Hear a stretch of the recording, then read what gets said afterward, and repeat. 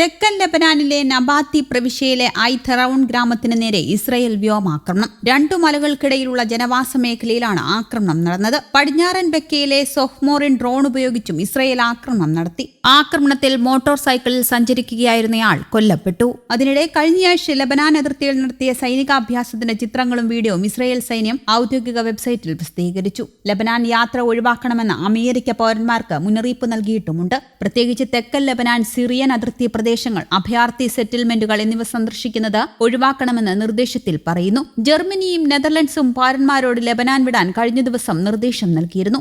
Israel പ്രധാനമന്ത്രി Benjamin നെതന്യാഹുവിന്റെ വസതിക്ക് മുന്നിലെ പ്രതിഷേധം തുടരുകയുമാണ്. വെസ്റ്റ് ജെറുസലേമിലും സിസേറിയയിലും നെതന്യാഹുവിന്റെ വസതിക്ക് മുന്നിലുമാണ് പ്രതിഷേധം തുടരുന്നത്. എല്ലാ ദിവസവും പ്രതിഷേധിക്കുമെന്നും ഇസ്രയേലിൽ സർക്കാർ മാറുന്നതുവരെ ഇതിൽ നിന്ന് ഒരടി പിന്നോട്ട് മാറില്ലെന്നും പ്രതിഷേധക്കാർ അറിയിച്ചു. വ്യാഴാഴ്ച ഇസ്രയേലിലെ പ്രധാന റോഡുകൾ പ്രതിഷേധക്കാർ ഉപരോധിച്ചിരുന്നു. ഇസ്രയേൽ സർക്കാരിൽ മാറ്റമുണ്ടാകണം, ഹമാസിന്റെ തടവിലുള്ള ബന്ദികളെ തിരിച്ചെത്തിക്കണമെന്നുമാണ് പ്രതിഷേധക്കാരുടെ ആവശ്യങ്ങൾ. ബന്ദികളെ തിരിച്ചെത്തിക്കുന്നതിന് വേണ്ടി ഹമാസുമായി കരാറിൽ ഒപ്പിടാൻ നെതന്യാഹുവിന് ഒരു താൽപര്യവുമില്ലെന്ന് പ്രതിഷേധക്കാർ ആരോപിച്ചു. ശനിയാഴ്ച ടെല്ലവീവ്, ജെറുസലേം തുടങ്ങിയ സ്ഥലങ്ങളിലെല്ലാം പ്രതിഷേധത്തിന് സാധ്യതയുണ്ടെന്നാണ് റിപ്പോർട്ട്. പ്രതിഷേധത്തിലൂടെ മാത്രമേ നെതന്യാഹുവിനെ സമ്മർദ്ദത്തിലാക്കാൻ കഴിയൂവെന്നും പ്രതിഷേധം നടത്തുന്നവരുടെ പക്ഷം. ഇസ്രയേൽ പ്രതിരോധ മന്ത്രി യോവ് ഗാലന്റിനെതിരെ രൂക്ഷ വിമർശനവുമായി മുൻ പ്രതിരോധ മന്ത്രിയും തീവ്ര ദേശീയ പാർട്ടിയായ ഇസ്രയേൽ ബെയ്ത്തിനും നേതാവുമായ അവിഡോർ ലിബർമാനും രംഗത്തെത്തിയിരുന്നു. വടക്കൻ ഗാസയിലും തെക്കൻ ഗാസയിലും വിജയിക്കാൻ ഇസ്രയേലിനാവുന്നില്ലെന്ന് അദ്ദേഹം പറഞ്ഞു. ഇതിൽ പ്രധാനമന്ത്രി ബെഞ്ചമിൻ നെതന്യാഹുവിനെ പോലെ പ്രതിരോധ മന്ത്രി യോവ് ഗാലന്റിനും ഉത്തരവാദിത്തമുണ്ടെന്നും ലിബർമാൻ പറഞ്ഞു.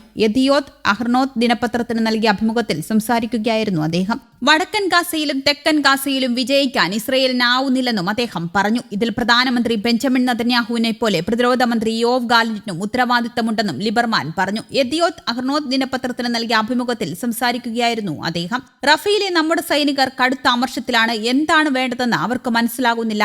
തോക്കിൽ മുനയിൽ അലയുന്ന താറാവുകളെ പോലെയാണ് അവർക്ക് തോന്നുന്നത്. നമ്മൾ തോറ്റും. ഇസ്രയേലി പ്രതിരോധം വട്ടപൂജ്യമാണെന്നും അദ്ദേഹം പറഞ്ഞു. ഗാസ സിറ്റിയിൽ ഇസ്രയേൽ ആക്രമണം കടുപ്പിച്ചതോടെ ഷുജയ പരിസരത്ത് നിന്ന് പലായനം ചെയ്ത പലസ്തീനി കുടുംബങ്ങൾ ടാങ്കുകൾ ഉപയോഗിച്ചാണ് ആക്രമണം ഒഴിഞ്ഞു പോകണമെന്ന് ഇസ്രയേൽ ഉത്തരവിട്ടതിനെ തുടർന്ന് ഗാസ സിറ്റിയുടെ വടക്കൻ ഭാഗത്തേക്കാണ് ജനങ്ങൾ പോകുന്നത്. അപകടകരമായ പ്രദേശങ്ങളെ സൂചിപ്പിച്ചുള്ള മാപ്പും സേന പുറത്തിറക്കി. 24 മണിക്കൂറിനിടെ ഗാസയിൽ 47 പലസ്തീനികൾ കൊല്ലപ്പെട്ടുവെന്നും 52 പേർക്ക് പരിക്കേറ്റെന്നും ആരോഗ്യ മന്ത്രാലയം അറിയിച്ചു. അതിനിടെ വെസ്റ്റ് ബാങ്കിലെ അനധികൃത കയ്യേറ്റത്തിലും പലസ്തീനികൾക്കെതിരായ അതിക്രമത്തിലും ഇസ്രയേൽ നേതാക്കൾക്കെതിരെ നടപടിയുമായി കാനഡയും രംഗത്തെത്തി. 7 ഇസ്രയേൽ നേതാക്കൾക്കും 5 സംഘടനകൾക്കും സ്ഥാപനങ്ങൾക്കുമെതിരെ ഉപരോധം ചുമത്തിയിരിക്കുകയാണ് കാനഡ ഭരണകൂടം.